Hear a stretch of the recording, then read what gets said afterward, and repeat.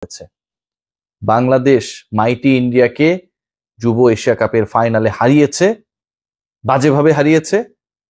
140 করতে দেয় নাই, 40 ওভার খেলতে দেয় নাই, 59 রানের জয় পেয়েছে। টস জেতার পর ফেভারেবল অবস্থায় থাকার পরেও টিম ইন্ডিয়া, যারা মনে করছিল যে আসলে যুব এশিয়া কাপের শ্রেষ্ঠত্ব গেল আসলে বাংলাদেশ আসলে কোনো কারণে হয়তো পেয়ে গেছে, লাকিলি হয়তো সেটাকে অ্যাচিভ করেছিল আফগানিস্তানকে ফাইনালে হারিয়ে, এবার তারা আবার তাদের সেই হারানো সম্পদ, হারানো শৌর্য বীর্য খুঁজে পাবে, সেটা শেষ পর্যন্ত বাস্তবায়িত হয়নি। টানা দু আসরে, এটা মিরাকেল না, এশিয়ার সেরা বাংলার যুবারা। বাংলাদেশ ভারত সম্পর্ক, হিন্দু মুসলিম বিদ্বেষ, এগুলো নিয়ে যারা অতিরঞ্জিত খবর প্রচার করছেন, তাদের অন্যতম একজন, যারা অভিনয় করছেন নিউজ পড়তে গিয়ে, তাদের একজন মিস্টার ময়ূখ। কিছুদিন আগে আমরা দেখেছিলাম যে তার ফেসবুক পেজে রিমেম্বারিং দেখাচ্ছিল। আমার কাছে মনে হয় এটা নিজেই তিনি করেছেন, এরপরে সেটাতে আলোচনায় আসার জন্য যা যা করার দরকার। তো এই পাবলিকের আসলে আলোচনায় আসার টপিকের অনেক অভাব পড়ে গেছিল, যে কারণে কদিন আগে বলছিলেন যে বাংলাদেশই নাকি থাকবে না, এই কারণে তার মনটা খারাপ, তিনি চিল্লাবেন না, আবেগী হয়ে গেছেন।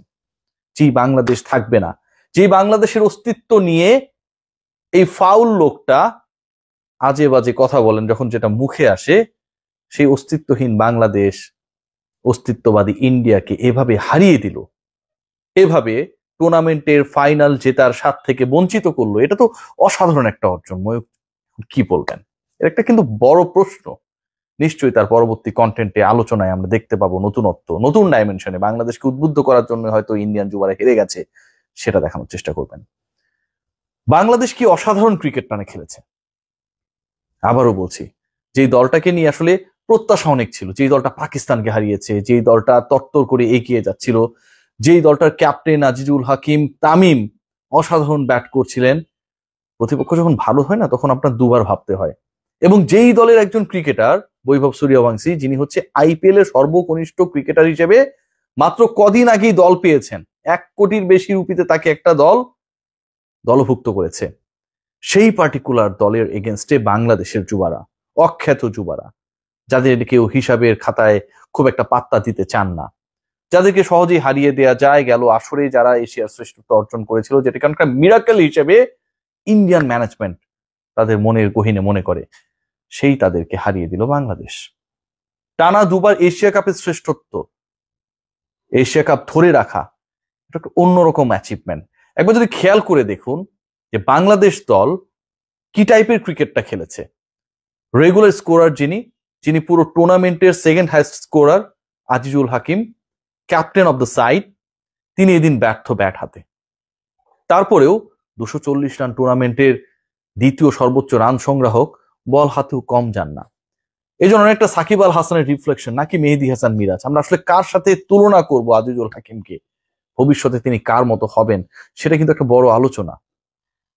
3 উইকেট নিয়েছেন শেষ বোলার হিসেবে, যখন তিনি দায়িত্ব গ্রহণ করেছিলেন, যখন তিনি বোলিং এ এলেন, এবং যখন আসলে উইকেট নেওয়াটা খুব জরুরি হয়ে পড়েছিল, তার 3 উইকেট 2টা হচ্ছে ভারতের প্রথম বা সর্বোচ্চ যে 2জন রান করেছে, যে 2 ব্যাটার, তাদের উইকেট। খুবই ইন্টারেস্টিং। আমরা যদি খেয়াল করে দেখি যে পুরো দলটা এমন একটা প্যাটার্নে খেলেছে। আল ফাহাদ কিংবা ইকবাল হোসেন ইমনের কথা যদি আমরা বলি, ইমন তো ম্যান অফ দ্য ম্যাচ এবং পুরো টুর্নামেন্টের সেরা ক্রিকেটার, 15 উইকেট পেয়েছেন। আল ফাহাদ বল হাতে অসাধারণ ছিল। উভয়ই, ফাহাদের 2টা, ইমনের 3টা, আজিজুল হাকিমের 3টা, এই যে 8টা উইকেট 3 জন মিলে ভাগাভাগি করে নিলেন। এটা শুধুমাত্র এই ম্যাচের চিত্র না, প্রত্যেকটা ম্যাচেই বাংলাদেশ আসলে এই ভাগাভাগি ক্রিকেটটাই খেলেছে। আমি একটু আগে বলছিলাম না যে টপ স্কোরার্স যদি আমরা দেখি, সেখানটায় হচ্ছে সেকেন্ড হাইস্ট রান স্কোরার্স হচ্ছে আমাদের ক্যাপ্টেন, কিন্তু টপ 5 এর মধ্যে, 6 এর মধ্যে যদি আপনি খোঁজেন, বাংলাদেশে আর কোনো ব্যাটারকে পাবেন না। তারপরে তো বাংলাদেশ ভালো খেলেছে। শ্রীলঙ্কার এগেনস্টে একটা ক্লোজ ম্যাচ হারা ছাড়া বাংলাদেশ এবারের পুরো আসরে অসাধারণ ডমিনেটিং ক্রিকেট খেলেছে। পাকিস্তানকে হারিয়েছে, ফাইনালে ভারতকে হারিয়েছে। কিভাবে সেটা? বড় বড় রান কেউ করেনি, কিন্তু কন্ট্রিবিউট করেছে। এই যে 40, 45, 50, আজকের ম্যাচেও আমরা সেটা দেখেছি, সেই রিফ্লেকশনটা দেখেছি। It was totally a team game. খেয়াল করে দেখবেন যে টস একটা বড় ফ্যাক্টর, এবং এই টস বড় ফ্যাক্টর হয়ে গেল খুব ইন্টারেস্টিংলি, যে ওখানটায় শুরুতে যারা টস জেতে টস জেতার পরে তারা হচ্ছে বোলিং নেয়, শুরুতেই প্রতিপক্ষকে চাপে ফেলে। যখন ম্যাচের দ্বিতীয় ইনিংস শুরু হয় বা টার্গেটে যারা ব্যাট করতে নামে, তখন উইকেট এমন অ্যাটিটিউড করে যে আপনার জন্য তুলনামূলকভাবে ফার্স্ট ইনিংসের থেকে ইজি টু ব্যাট অন। সেই সিচুয়েশনটা বাংলাদেশ শুরুতে পিছিয়ে পড়লো, they lost the toss. Bharat এগিয়ে গেল, উইনিং দ্য টস। বাংলাদেশকে যখন 200 করতে দিল না, তখন মিরপুরে একটা প্রোগ্রাম হচ্ছিল এবং সেই প্রোগ্রামের আগ মুহূর্তে আমরা কয়েকজন কথা বলছিলাম যে বাংলাদেশ কি পারবে। বা যখন 30-এর মধ্যে ভারতের 2 উইকেট নেই, আইপিএল এর সবচেয়ে আলোচিত ক্রিকেটার বৈভবকে যখন 7 বলে 9 রান করার পর ফিরিয়ে দেয়া হলো, কেন যেন মনে হচ্ছিল বাংলাদেশ পারবে। বাংলাদেশ যখন মনে করে আমরা পারবো, বাংলাদেশ যখন মনে করে জেতানোর দায়িত্বটা আমাদের সবার, ওই যে জ্যামাইকা টেস্টে মেহেদী হাসান মিরাজ যুবাদের বড় ভাইরা জিতিয়েছে না, আমরা পারবো ওই বলে বলিয়ান হয়ে, ঠিক তখন এই বাংলাদেশকে হারানোটা খুব ডিফিকাল্ট হয়ে যায়। বাংলাদেশ দলের এই জয়টা আমার কাছে মনে হয় যে অনেক কিছুর উত্তর, এবং সবচেয়ে বড় জায়গা যেটা, সেটা হচ্ছে কনসিস্টেন্সি নিয়ে যে প্রশ্নগুলো ওঠে। বাংলাদেশ এর আগে বিশ্বকাপ জিতেছিল একই পর্যায়ে, যুব পর্যায়ে, তারপরের আসরে বাংলাদেশ ছিল ফ্লপাস টিমগুলোর একটা। এশিয়ান লেভেলে বাংলাদেশ গেলবার চ্যাম্পিয়ন হলো, এবারও সেই আলোচনাটা ছিল, এবারও কি বাংলাদেশ পারবে? বাংলাদেশ পেরেছে। এই কনসিস্টেন্সির অভাবটা এবার আর অন্তত আমাদেরকে এক্সপিরিয়েন্স করতে হয় নাই। আমাদের খেয়াল করে দেখি যে এই ম্যাচটায় সবচেয়ে ইন্টারেস্টিং পার্টটা কোথায় ছিল, এই ম্যাচের সবচেয়ে গুরুত্বপূর্ণ জায়গাটা কোথায় ছিল। সেটা during the time of Indian batting কখনো কারো একবারের জন্য মনে হয়নি দে আর ইন আ ডমিনেটিং পজিশন। কখনো মনে হয়নি যে স্টিয়ারিংটা ইন্ডিয়ানদের হাতে।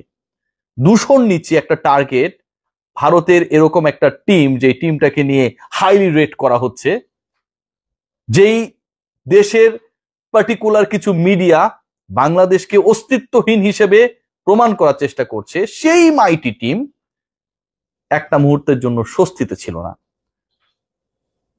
বাংলাদেশে ইন্টারন্যাশনাল আম্পায়ার তানভীর আহমেদ, আমি ফেসবুক ফলো করছিলাম, একটু পর পর তিনি কিছু সংখ্যা পোস্ট করছিলেন, 4, কিছুক্ষণ পর 5, কিছুক্ষণ পর 6।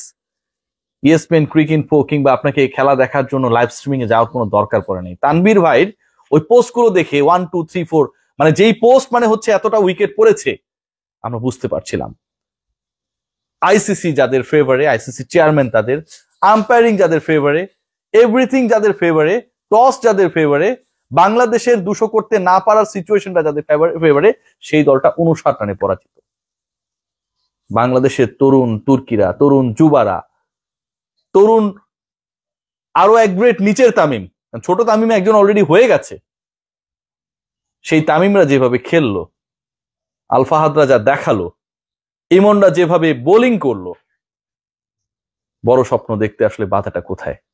সেই বাধাটা যেন ভবিষ্যতে না থাকে।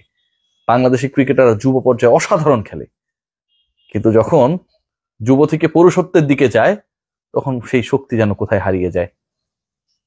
আমরা আশা করব বাংলাদেশ এগিয়ে যাবে। এই যুবারা বাংলাদেশকে, শুভমান গিল কিংবা জয়সওয়ালরা যেভাবে ইন্ডিয়াকে সার্ভিস দিচ্ছে, ডমিনেটিং ক্রিকেট খেলছে, বাংলাদেশের তামিমরাও সেভাবে খেলবে। সবাই ভালো থাকবেন। টোকাটা খারাপ ছিল না।